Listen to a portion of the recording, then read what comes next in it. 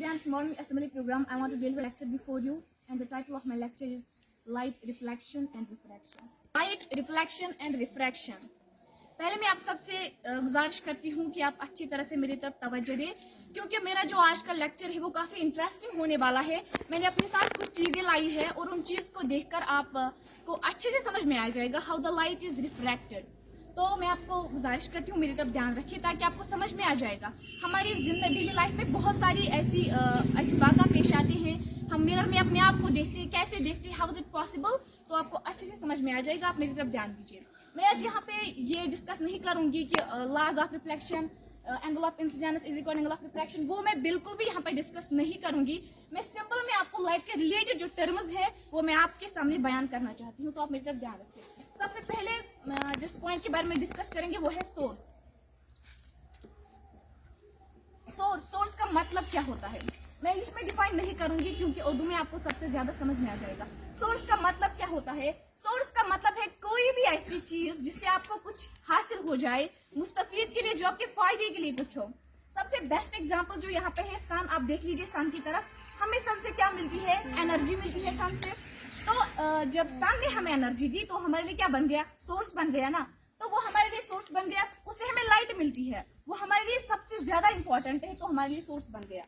अब मैं दूसरी एग्जांपल दूंगी। फॉर एग्जांपल मेरे पास यहाँ पे कोई लड़का है, उसके पास कुछ भी नहीं है, तो अब मैंने उसको कुछ खाने के लिए कुछ दे दिया, तो मैं उसके लिए क्या बन गई? सोर्स बन गई। मैंने उसके बिस्किट दे दिया या कुछ और दे दिया खाने के लिए, तो मैं इसके लिए क्या बन गई?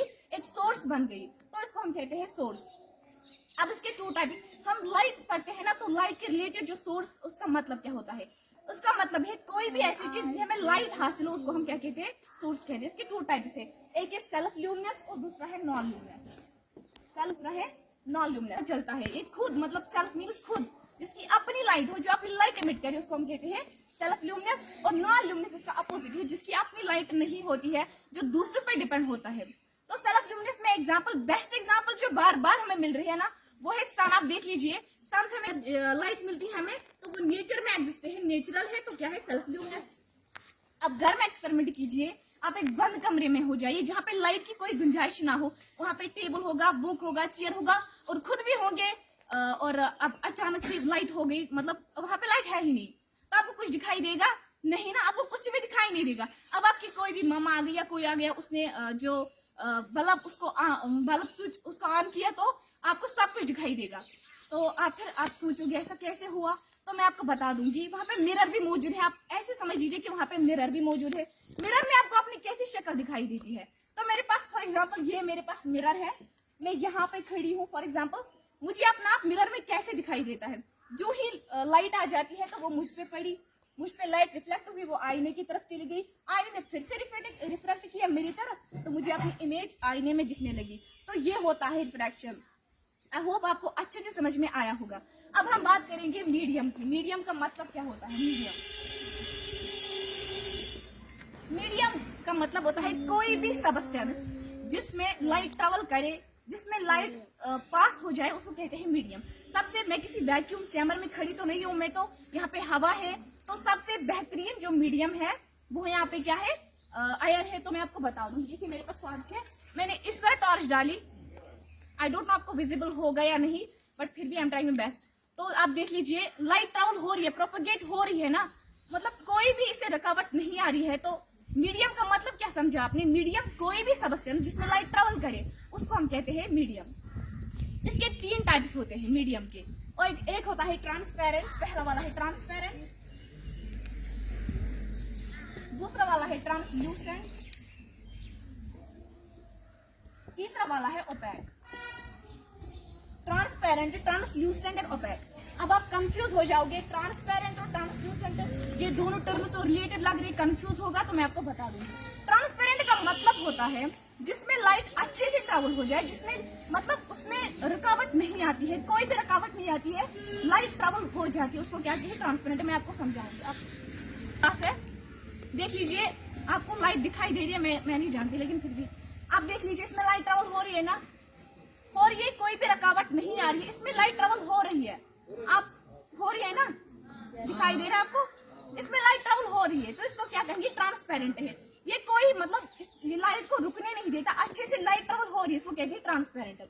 अब बात करेंगे हम ट्रांसल्यूसेंट की, जिसमें लाइट ट्रेवल होगी लेकिन पार्शियली, आधी होगी आधी नहीं होगी। मेरे पास कागज का टुकड़ा है, आप देख लीजिए, इसमें लाइट ट्रेवल होगी पार्शियली होगी, देख लीजिए लाइट ट्रेवल हो रही है लेकिन आधी हो रही है, कम ही हो रही है ना, तो इसमें मतलब कम ही लाइट पास हो, इसको कहते हैं ट्रांसल्यूसेंट। ट्रांसपेरेंट मतलब फुल लाइट ट्रेवल हो गई, ट्रांसल्यूसेंट कम ही होगी। अब बात करेंगे ओपेक की। अब दिमाग में लाइए कोई भी वुडन ब्लॉक और टॉर्च रखिए, लाइट ट्रेवल होगी नहीं होगी। यहाँ मेरे पास वुडन ब्लॉक तो नहीं है, बट फिर भी आप कंसिडर कीजिए ये वुडन ब्लॉक है, मैंने इसमें लाइट पास की, आ रही है लाइट, देख लीजिए नहीं आ रही है ना, इसको कहते हैं ओपेक। इसमें लाइट बिल्कुल भी ट्रेवल नहीं हो रही है। तो ये थे हमारी मीडियम। अब हम बात करेंगे रे की। रे का मतलब क्या होता है? रे आप देख लीजिए सन की तरफ कितनी किरणें आ रही है, बहुत ज्यादा आ रही है ना, तो एक आएगी, उसमें हम बात करेंगे ऐसी एक आएगी, उसको कहते हैं रे। इसमें जो ये होता है ना एरो वाला पॉइंट, ये डिनोट करता है इसमें, इसका मतलब लाइट किस तरफ प्रोपगेट हो रही है। अगर मैं नीचे की तरफ एरो लगाऊंगी तो हमें पता चलेगा लाइट नीचे की तरफ प्रोपगेट हो रही है, अगर हम ऊपर की तरफ लगाएंगे तो हमें पता चलेगा लाइट ऊपर की तरफ प्रोपगेट हो रही है, तो इसको कहते हैं रे। अब देखिए आफ्ताब की तरफ इसमें कितनी रेज आ रही है, बहुत ज्यादा आ रही है ना। अब एक रे यहाँ पे खड़ी है, उसको कहेंगे सिंपली एक रे। अब बहुत सारी रेज आ जाएंगी, इस तरह बनाएंगे एक ग्रुप, उसको कहते हैं beam of light. A group of parallel rays of light is known as beam of light, उसको हम कहते हैं बीम ऑफ लाइट। इसमें भी 3 पॉइंट्स आते हैं, एक है डाइवर्जेंट, दूसरा है कन्वर्जेंट और तीसरा है डाइवर्जेंट, कन्वर्जेंट और पैरेलल। डाइवर्जेंट का मतलब क्या होता है? डाइवर्जेंट से पता चलता है डाइवर्ज, बिखरना, फैलना। देखिए लाइट आ रही है तो बिखरी है, हम सब पे पड़ी है, तो इसको कहते हैं डाइवर्जेंट।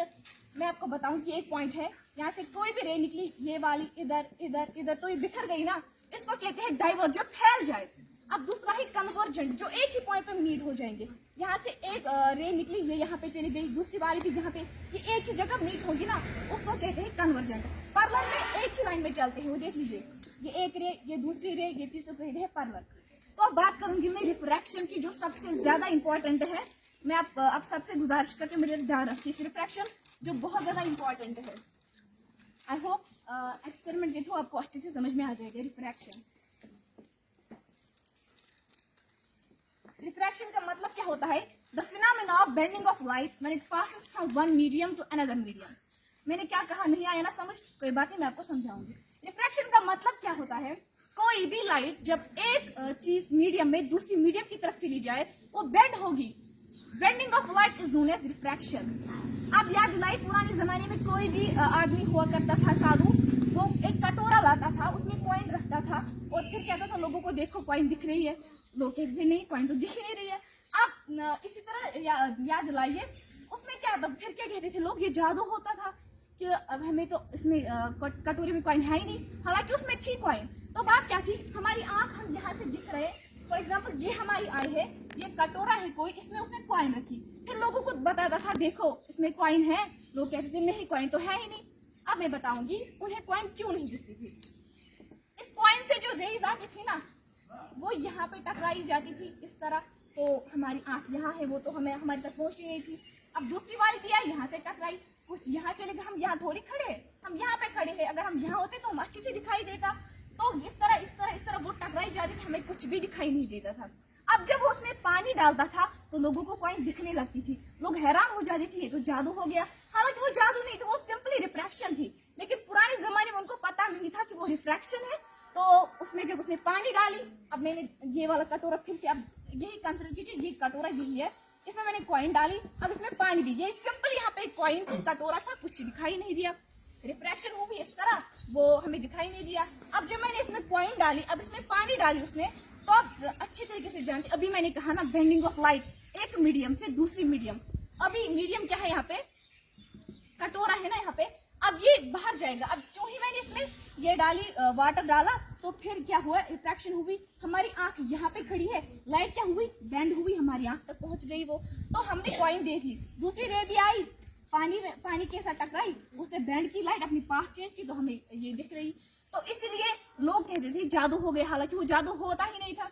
अब मैं दूसरे एग्जांपल दूंगी, आप घर में एक्सपेरिमेंट कीजिए, आप एक गिलास लाइए, उसमें आप पानी डालिए, फिर उसमें अपना पिंसल डालिए, आपको ऐसा लगेगा ना वो टूटा हुआ पिंसल है।